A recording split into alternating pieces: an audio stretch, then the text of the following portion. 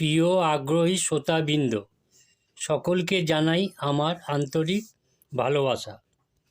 বিবাহ বিচ্ছেদ বা মাঙ্গলিক সম্পর্কিত আমার ভিডিওগুলো আশা করি আপনারা সকলেই দেখেছেন।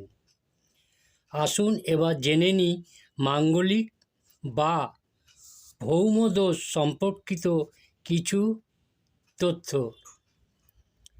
অর্থাৎ রাশিচক্রে কোন কোন ঘরে মঙ্গল অবস্থান করলে মাঙ্গলিক বা ভৌমদোষ হয়।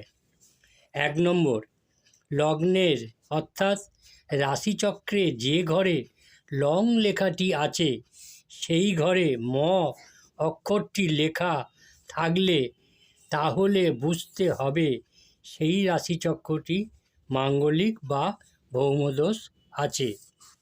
2 নম্বর, অনুরূপভাবে লগ্নের অর্থাৎ লং অক্ষরটি যে ঘরে লেখাটি আছে সেই ঘর হইতে চতুর্থ, সপ্তম, অষ্টম ও দ্বাদশ ঘরে ম অক্ষরটি লেখা থাকলে বুঝতে হবে সেই সকল রাশিচক্রটি মাঙ্গলিক বা ভৌমদোষ আছে।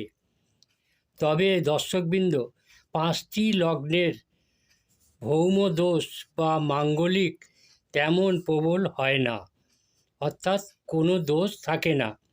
কিন্তু যদি মঙ্গল পাপ গ্রহের দৃষ্টি বা পাপ গ্রহের সঙ্গে সহ অবস্থান করে তাহলে ফল খারাপ হতে পারে।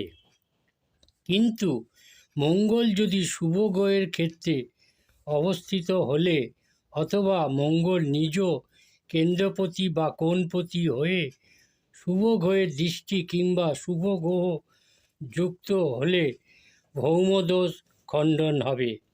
আরও কিছু জানার থাকলে কমেন্ট বক্সে জানান। নমস্কার।